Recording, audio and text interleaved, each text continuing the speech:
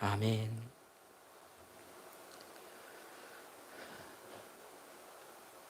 이 땅에 살고 있는 모든 사람들은 저마다 인생의 길에서 어려운 일들을 만나고 살게 됩니다.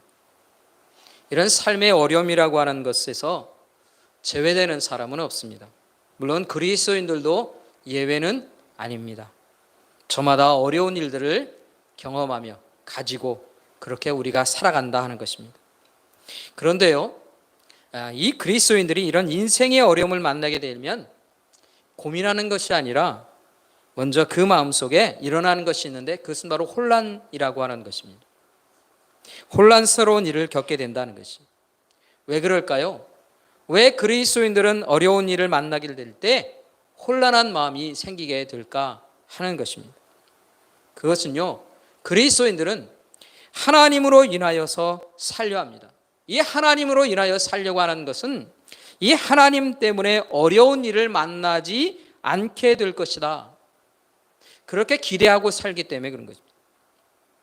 이런 어려움을 만나지 않고 살기 위해 더 열심히, 더 성실함으로 신앙생활을 하게 되는 것이죠. 어려운 일이 아니라 기쁨의 일, 형통한 일, 성공하는 일, 그런 일을 만나기를 소원하고 기대하면서 그렇게 열심으로 우리가 신앙생활을 한다 하는 것이죠. 이런 마음을 가지고 우리가 삽니다. 그런데 이런 마음을 가지고 사는데 이런 때에 어려움을 만나게 되면 어떻게 될까요? 우리 마음속에 먼저 의문이 생기는 것이죠. 왜 나에게 이런 일이 찾아왔을까?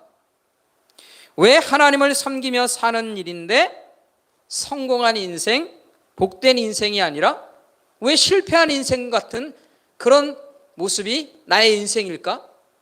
우리는 그런 생각을 하게 된다는 거죠. 혼란스럽기도 하고 이런 의심의 마음이 들게 됩니다.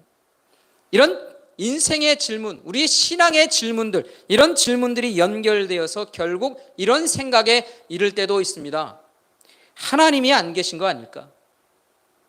아니, 하나님이 계신다면 나는 하나님께 잊혀지는 것은 아닐까? 그런 의심과 의문이 우리 속에 가지게 된다 하는 것이. 여러분들은 어떠십니까? 여러분의 인생의 어려움을 겪으면서 이런 마음이 들 때가 있지 않았는가 하는 것이, 이런 의심이 들 때가 있지 않았는가 하는 것이죠. 여러분, 이런 신앙의 의문이 생길 때 그런 의문을 가지고 하나님께 나아가는 영혼들에게 하나님이 분명하게 말씀하신 것이 있습니다. 하나님이 뭐라고 말씀하시는가? 하나님은요, 결코 자신의 백성들을 잊지 않으신다는 거예요. 결코 하나님은요, 하나님의 백성들을 잊지 않고 기억하시는 분이시다 하는 것입니다. 뿐만 아니라 그의 백성들을 이끄시는 길, 그 길에는 결코 실패라고 하는 것, 그것은 없다 하는 것입니다. 하나님은 우리를 기억하십니다. 그리고 우리를 인도하세요. 하나님이 인도하시는 길에는요, 실패가 없다 하는 것이에요. 그것이 성경이 우리에게 말해주고 있는 그 진리의 말씀이다 하는 것이. 그런데 왜 우리에게 이런 생각이 들게 될까요? 왜 우리는 실패하는 것 같은 마음이 들게 되느냐 하는 것이. 그 이유에 대해서 하나님이 우리에게 깨닫게 하시는 말씀이 있어요. 이사야 55장에서 우리를 깨우치는 말씀이 기록되어 있습니다. 이사야 52장 8절과 9절 그리고 11절의 말씀은 이렇게 기록하고 있습니다. 이사야 55장 8절입니다. 이는 내 생각이 너희의 생각과 다르며 내 길은 너희의 길과 다름이니라. 여호와의 말씀이니라. 이는 하늘이 땅보다 높음 같이 내 길은 너희의 길보다 높으며 내 생각은 너희의 생각보다 높음이니라. 11절의 말씀은 이렇게 말하고 있습니다. 내 입에서 나가는 말도 이와 같이 헛되이 내게로 돌아오지 아니하고 나의 기뻐하는 뜻을 이루며 내가 보낸 일에 형통함이니라. 하나님이 뜻하신 일, 하나님이 입에서 나가는 그 말씀, 그것은요 그냥 헛되이 돌아오지 않는다는 것입니다. 그것은 분명히 열매를 맺는 말씀이고 그 하나님께서 기뻐하시는 뜻은 분명히 이루어져서 형통함으로 연결된다 하는 거죠. 이게 하나님의 말씀이라는 것이죠. 여러분, 우리의 삶을 한번 생각해 봅니다. 우리는 하루하루, 아니 한 시간, 한순간 그 앞의 일을 우리는 알지 못합니다. 우리가 아는 것은요, 우리 눈앞에서 일어나는 일뿐입니다. 내 앞에 일어나는 일, 그것만을 우리는 알게 된다는 것이에요. 그렇지 않습니까? 우리가 예배가 끝나고 이 교회문을 나가는 순간 무슨 일이 일어날지, 한 시간 후에 어떤 일이 일어날지, 하루 앞에 어떤 일이 일어날지 우리는 아무도 모른다는 것이에요. 그냥 단순히 우리는 이 상황 속에서만 우리가 알게 된다는 거예요. 그렇습니까? 그것을 인정할 수 있습니까? 그렇다면 우리 하나님의 일하심이라고 하는 어떤 것입니까? 하나님께서 계획하신 일들은요, 우리보다 높은 차원의 일이라는 것입니다. 그리고 우리의 인생보다 더 긴 시간을 거쳐서, 더 긴 시간에 걸쳐서 이루어질 하나님의 계획을 세우고 계신 거예요. 그래서 우리는 하나님의 일하심을 알지 못합니다. 하나님의 일하심을 다 이해할 수가 없다 하는 것이에요.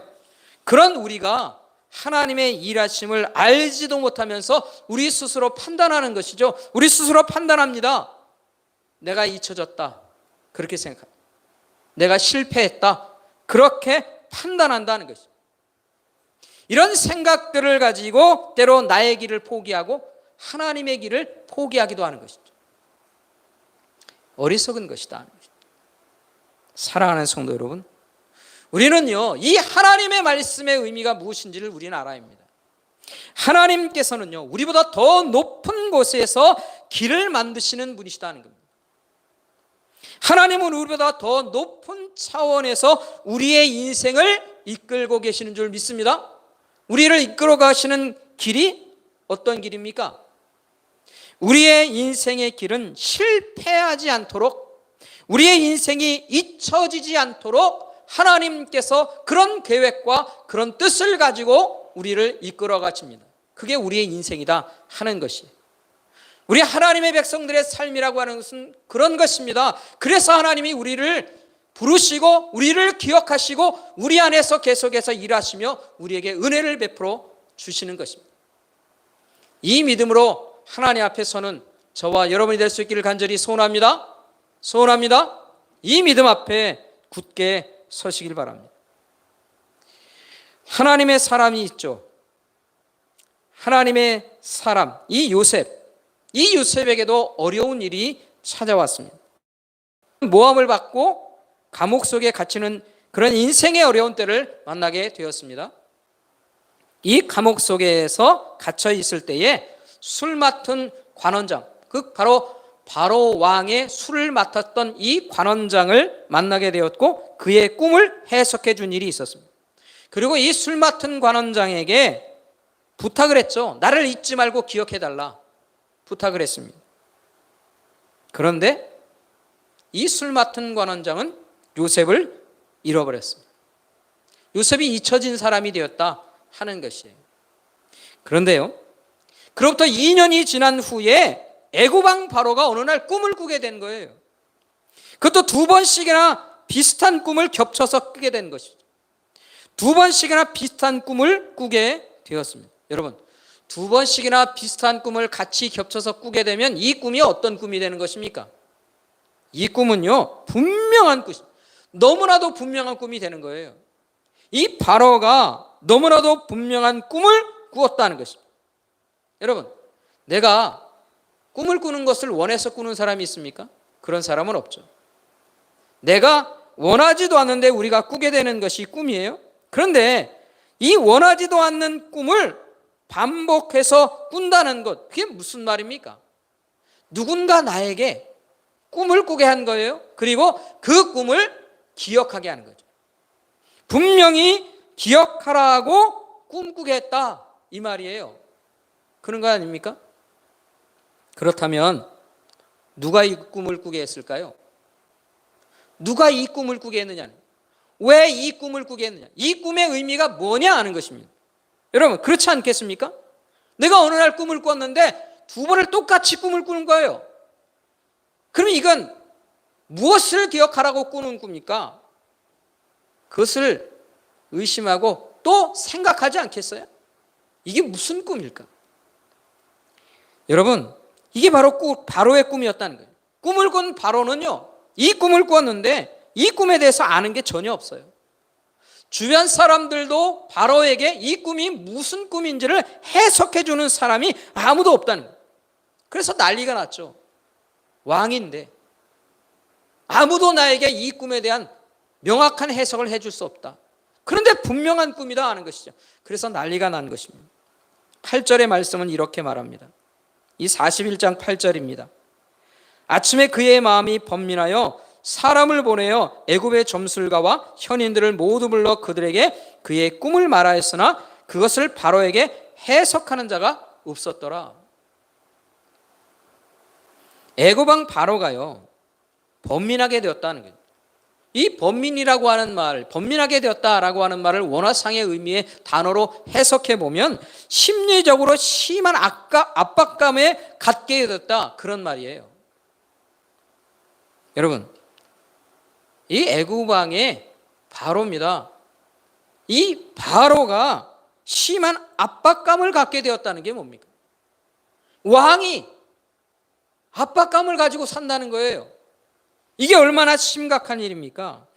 그런데 이때에 이 왕이 심한 압박감 속에 있을 때에 입을 열어서 말하는 사람이 있어요. 그게 누구냐면은 술 맡은 관원장입니다.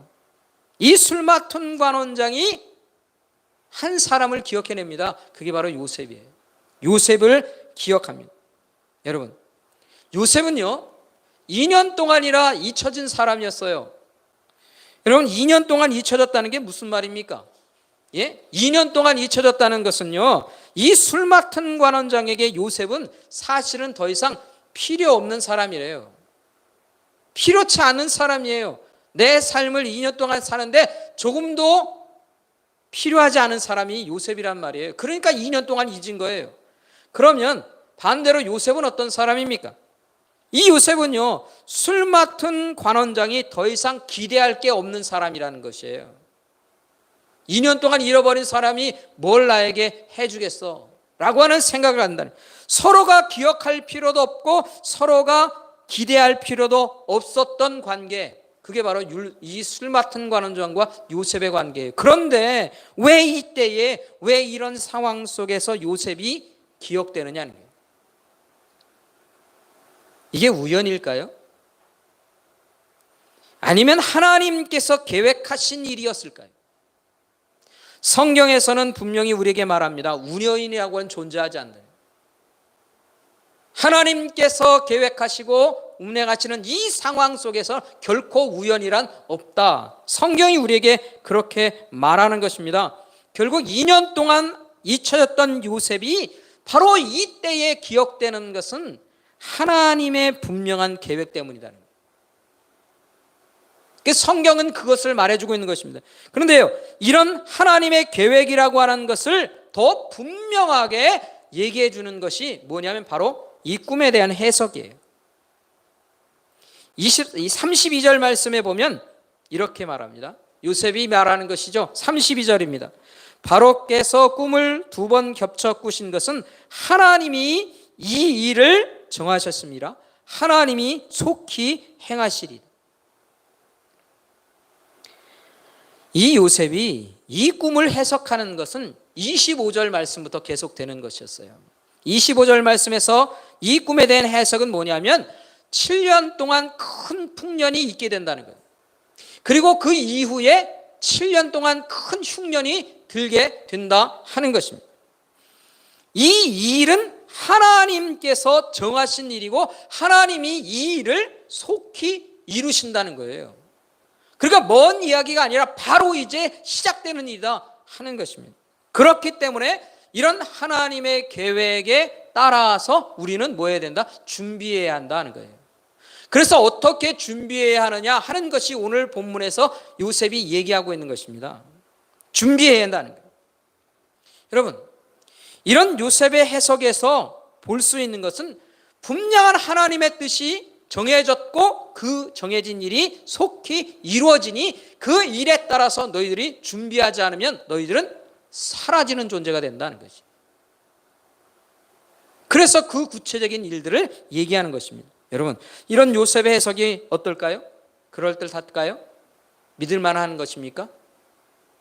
예? 여러분, 원래 꿈에 대한 해석이라고 하는 것이 어떤 것입니까? 코에 걸면 코걸이, 귀에 걸면 귀걸이, 그런 것 아닙니까? 이렇게도 볼 수 있고 저렇게도 볼 수 있고 이렇게 맞출 수도 있고 저렇게 맞출 수도 있는 것이 꿈의 해석 아니냐 하는 것이에요. 그래서 그냥 요셉이 인위적으로 한 것 아니냐, 그렇게 생각할 수도 있죠. 그런데요, 이 바로와 그 바로의 신하는요, 이 요셉의 해석을 좋아합니다. 이게 맞다는 것이에요. 그게 틀린 것이 아니라 그냥 그럴 수도 있는 것이 아니라는 것입니다. 아주 정확하게 그 말이 맞다 인정하는 거예요. 왜 그렇습니까? 왜 요셉의 꿈에 대해서, 이 해석에 대해서 그것을 다 인정하느냐는 거예요. 분명한 꿈이고 지혜로운 것이라 그렇게 말하느냐는 것이에요. 왜냐하면 이 꿈과 이 꿈을 통한 해석과 그리고 이 해석을 위해 계획한 아주 지혜로운 계획까지 이 요셉이 말하고 있는 거예요. 모든 게 다 정확한 것입니다. 이 일을 아주 좋게 여기는 거예요. 그리고는 바로는 이 요셉을 다스리는 자로 세워 놓습니다. 여러분, 이 애굽 땅에서 이 바로는 어떤 존재입니까? 그는요, 절대자입니다. 지존자입니다. 이 땅에서는, 이 애굽이라고 하는 곳에서는요, 바로 외에는 없는 거예요. 이게 어떤 존재냐면 신과 같은 존재입니다. 신과 같은 존재. 신이라고 하는 거예요. 이 바로는 신과 같은 존재입니다. 신을 섬기는 것처럼 바로를 섬기는 거예요. 그 백성들이. 그런데 그런 바로가 요셉에게 뭐라고 얘기하냐면 이 나라를 맡아달라 얘기하는 거예요. 그리고 이 나라를 다스리라고 말한다 하는 것입니다. 그게 바로 40절의 말씀이에요. 40절의 말씀은 이렇습니다. 너는 내 집을 다스리라. 내 백성이 다 내 명령에 복종하리니 내가 너보다 높은 것은 내 왕자뿐이라. 44절 말씀은 이렇게 말합니다. 바로가 요셉에게 이르되 나는 바로라. 애굽 땅에 온 땅에서 내 허락 없이는 수족을 놀릴 자가 없으리라. 내가 바로지만, 내가 절대자지만 너에 의해서 모든 것이 움직여질 것이다. 그렇게 말하고 있다는 거예요. 여러분, 왜 바로에게 이 나라를 맡깁니까? 그 이유가 뭐냐 하는 것이. 왜 바로는 생각 없이 그냥 이 나라를 요셉에게 맡기는 것일까요? 왜 그 지존자가 자기의 나라를 요셉에게 맡기느냐 하는 것이.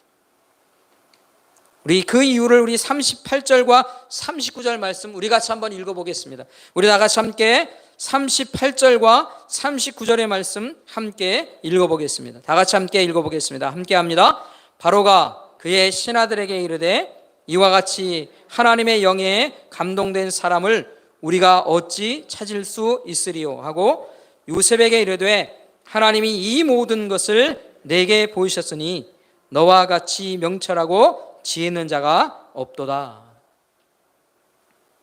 바로와 신하들이요, 이 일을 어떻게 판단하고 있느냐 하면요, 이 일을 분명히 하나님의 일이라는 겁니다. 하나님이 하시는 일이다 하는 것이에요. 왜 그랬습니까?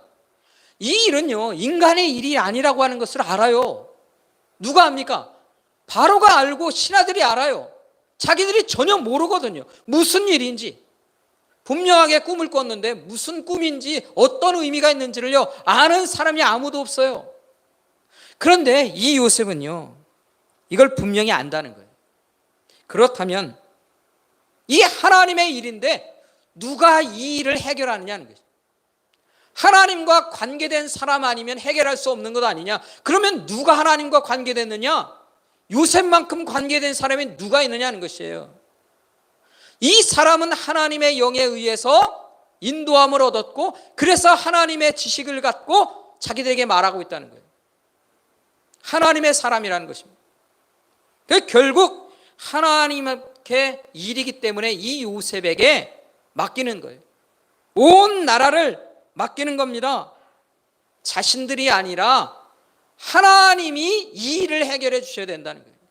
그래서 하나님의 방법으로, 하나님의 계획대로 흘러갈 수 있도록 이 요셉에게 나라를 맡기는 것은요, 하나님께 나라를 맡기는 거예요. 자신들이 할 수 없다는 것을 인정하고 하나님께 나라를 맡기고 있다 하는 것입니다. 하나님의 사람인 요셉이 이제 이 하나님의 계획을 따라 이 나라를 맡아 다스리게 될 때 어떤 일들이 일어납니까? 어떤 일들이 일어나냐 하는 것이, 그게 54절과 55절의 말씀에 보면 이렇습니다. 요셉의 말과 같이 7해 흉년이 들기 시작하매 각국에는 기근이 있으나 애굽 온 땅에는 먹을 것이 있더니 애굽 온 땅이 굶주림에 백성이 바로에게 부르짖어 양식을 구하는지라 바로가 애굽 모든 백성에게 이르되 요셉에게 가서 그가 너희에게 이르는 대로 하라, 그렇게 했다는 겁니다. 이 요셉 때문에 무슨 일이 일어난 겁니까? 애굽의 수많은 백성들이요, 양식을 얻어요. 양식을 얻는다는 것은 생명을 얻는다는 거예요. 수많은 사람들이, 수많은 백성들이 요셉 때문에 생명을 얻습니다. 뿐만 아니라 그 주변에 있는 많은 나라의 사람들이 이 애굽에 와서 요셉으로 인하여서 양식을 얻고 생명을 얻게 된다는 것이에요. 즉 결국 하나님의 사람을 통해 하나님의 백성들 뿐만 아니라 수많은 사람들이 생명을 얻게 돼요. 이게 복을 얻는 것 아닙니까? 이게 복덩이의 삶이라고 하는 것이, 이 요셉을 통해 하나님이 그렇게 하셨다 하는 것입니다. 오늘 우리는 이 말씀을 통해 분명히 깨닫게 되는 것이 있습니다. 이 애굽 땅을 누가 다스리느냐는 거예요. 여러분, 이 시대에 애굽 땅에 이런 제국이 세워지는 것은요, 이 나라가 굉장히 문명적으로 발전되어 있다 하는 것을 말하는 것이에요. 그런데 이 땅을 누가 다스리느냐 하는 거예요. 그것은 하나님이다. 누가 이 세상을 다스리고 누가 계획한 일들이 이루어지는가 하는 것을 말할 때에 하나님이다 하는 것이죠. 여러분, 이 애굽 땅을 다스리는 자는 바로처럼 보입니다. 그런데 실제로 바로가 다스립니까? 바로가 못 다스린다는 거예요. 그래서 자신이 손을 내밀고 요셉의 손을 잡습니다. 요셉에게 나라를 맡긴다는 거예요.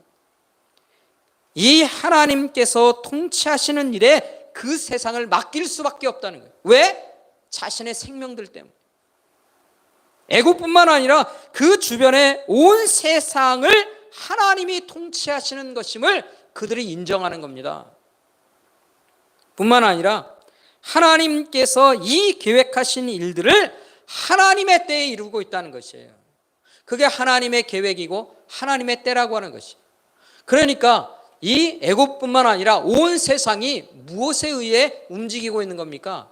하나님에 의해 움직이고 있다 하는 것이에요. 성경은 그것을 우리에게 말해주고 있는 것입니다. 여러분, 그렇다면 하나님께서 무슨 계획을 가지고 계십니까? 하나님의 계획이 뭡니까?